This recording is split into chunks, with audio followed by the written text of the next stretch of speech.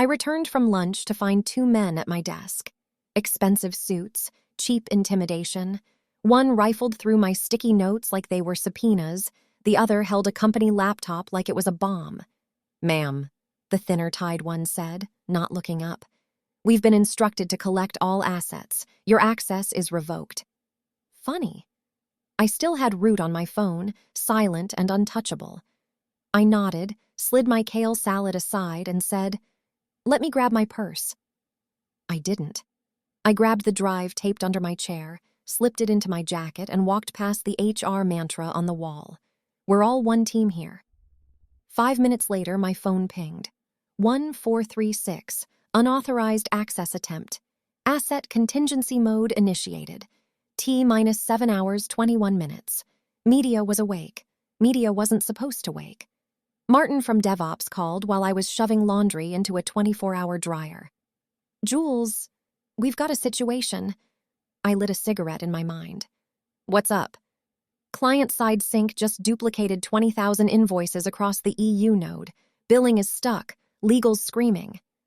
I flipped a coin. Edge up. I played God. "Media is awake," I whispered, "and she doesn't like betrayal." Across the city, a man argued with a bus driver in Zurich. Partners panicked.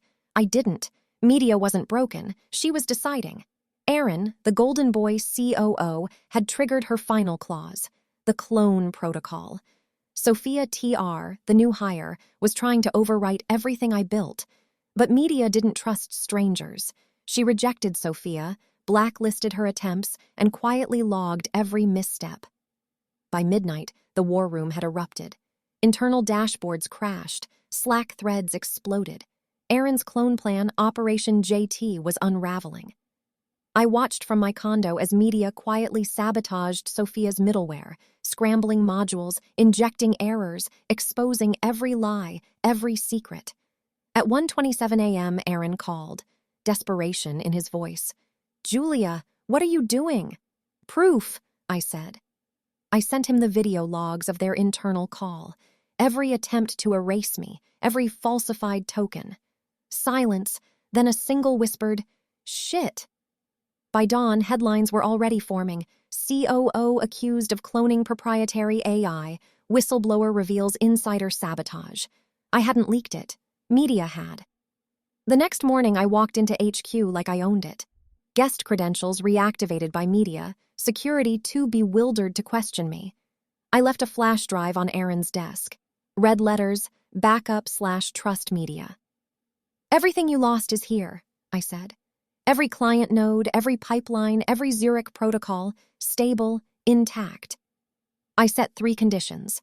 Aaron resign publicly, full reinstatement of my stock retroactively, and Sophia scrubbed from history. No arguments. I left. No applause, no escort, just the sound of my boots on marble. Media pinged me as I exited. Mission complete. Threats neutralized. Optional, delete backup. I typed back, "No, let them remember." Later, Aaron announced his personal decision to resign. But everyone knew the truth. The woman had already rewritten the ending.